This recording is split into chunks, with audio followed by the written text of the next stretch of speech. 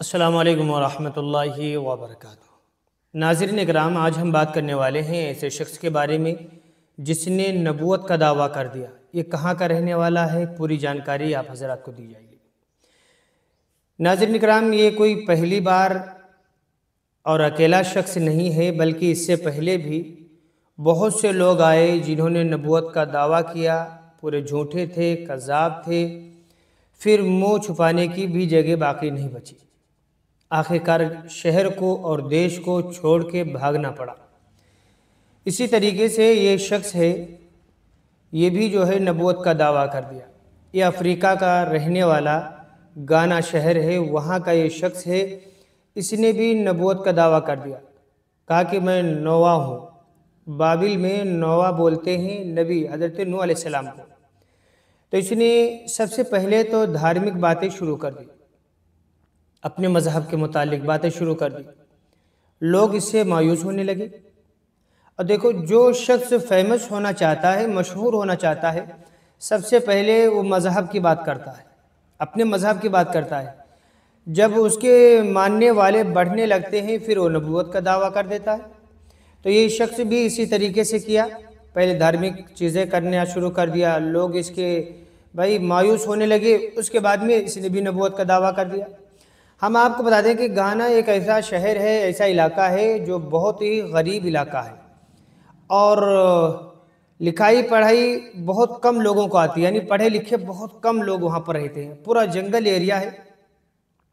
تو یہ شخص جو ہے کہنے لگا کہ میں نوح ہوں، یعنی نوح علیہ السلام ہوں، اور نبی بنا کر کے مجھے بھیجا گیا، میں اللہ کا پیغمبر ہوں۔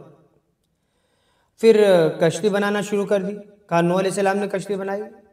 تو اس شخص نے بھی کشتی بنانا شروع کر دی، چھوٹی کشتیاں بنائی، بڑی کشتیاں بنائی۔ بتایا اس کشتی میں 50 لاکھ بھی آدمی اس میں شامل ہو جائیں گے، لیکن اتنے آدمی تو اس میں نہیں آ سکتے تھے۔ کشتی جب بنا رہا تھا تو لوگ اسے پوچھ رہے، بھائی کیا کر رہے ہو؟ کہا کہ اللہ کا عذاب آنے والا ہے، 25 دسمبر 2025 کو اللہ کا عذاب آئے گا، میں اللہ کا پیغمبر ہوں، اللہ نے مجھے بتایا ہے، اس لیے میں کشتی بنا رہا ہوں۔ جو شخص میری کشتی میں سوار ہوگا بس وہی کامیاب ہوگا، اور ان کے علاوہ سب کے سب ڈوب کر کے ہلاک تباہ ہو جائیں گے۔ تو لوگوں سے پیسے مانگنا شروع کر دیا، چندہ مانگنا شروع کر دیا۔ ان پڑھ لوگ ہیں، جاہل علاقہ ہے پورا، تو سب چندہ بھی اس کو دینا شروع کر دیے۔ عقل کے کورے ایسے تھے کہ اس کو چندہ بھی دیے، لاکھوں کروڑوں روپے اس نے جمع بھی کر لیا۔ لوگ اپنی جان بچانا چاہتے تھے کہ جان کسی طریقے سے بچ جائے، پیسے گئے تو کوئی بات نہیں، کسی نے کسی طریقے سے انتظام کر کے اس کے پیسے بھی حوالے کر دیے گئے۔ اب جو ہے وقت گزرتا گیا، 25 دسمبر جب آ گیا اور اللہ کا عذاب نہیں آیا، تو ایسا ہوا، بڑے تعجب کی بات ہے کہ سمندر کے علاقے میں جہاں پر ایک کشتی بنایا تھا، وہاں پر لاکھوں کی تعداد میں لوگ وہاں پر پہنچ چکے کہ ہم بھی کشتی میں سوار ہو جائیں۔ اب یہ بہت پریشان کہ بھائی بارش ہوئی نہیں، اللہ کا عذاب آیا نہیں، اور یہ لوگ جمع ہو گئے، ان کو کیا کریں گے ہم؟ ان کو کیا جواب دیں گے؟ تو ایک نیا کھیل کھیلا، سب لوگ جمع ہو گئے، کہا کہ بھائی دیکھو، تم لوگ اتنی زیادہ تعداد میں جمع ہو گئے ہو اور اتنے لوگ کشتی میں سوار نہیں ہو سکتے، اس لیے میں اللہ کا پیغمبر ہوں، اللہ کا نبی ہوں، اس لیے میں اللہ سے گاڈ سے ڈائریکٹ میں بات کیا، تو ان سے ایک ریکویسٹ کیا کہ اتنے لوگ اس میں نہیں آ سکتے ہیں، آپ جو ہے عذاب کو روک لیجئے۔ تو اللہ نے عذاب کو روک لیا، اس طریقے سے کہہ کر کے لوگوں کو ٹال دیا۔ پھر اس کے اوپر کیس بھی ہوا، اس کو جیل بھی جانا پڑا۔ جانے کے بعد میں وہاں سے چھوٹ بھی گیا، ایسے فراڈی لوگ چھوٹ بھی جلدی جاتے ہیں، اور وہاں کی کورٹ سے مسئلہ یہ آیا کہ دھارمک باتیں تھی، لہذا اس کے اوپر کوئی مسئلہ نہیں ہوگا، چھوڑ دیا گیا۔ چھوڑنے کے بعد میں اب عوام جس نے لاکھوں روپے کروڑوں روپے دیے ہیں، وہ تو سوال تو کریں گے، وہ پیسے کہاں، پیسے تو دو مجھے۔ تو جب پیسہ مانگنا شروع کر دیے تو یہ علاقہ چھوڑ کر کے کسی اور علاقے میں بھاگ گئے۔ ابھی تک نہیں معلوم پڑا کہ یہ کس علاقے میں ہے، کہاں پر ہے، اس کی کیا کیفیت ہے۔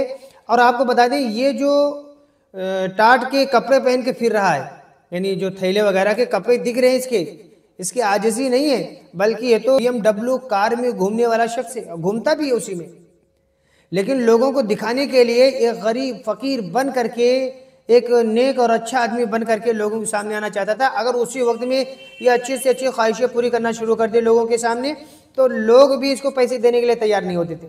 تو اس لیے یہ فراڈ کر کے بھاگا ہے۔ بہرحال کہنے کا مقصد یہ ہے کہ اگر کوئی شخص آپ کے سامنے آئے اور کہے کہ میں نبی ہوں تو آپ اس کی بات پہ ذرہ برابر بھی یقین نہ کیجئے، بلکہ خود اس سے بچیے۔ ایسے نبوت کا دعویٰ کرنے والے صرف ایک علاقے میں نہیں ہوتے، ہر جگہ آپ کو ملیں گے۔ اس سے پہلے جو ہے یو پی میں ایسے حالات پیش آئے تھے، ایک کھڑا ہوا کہنے لگا کہ ہم نبی ہیں۔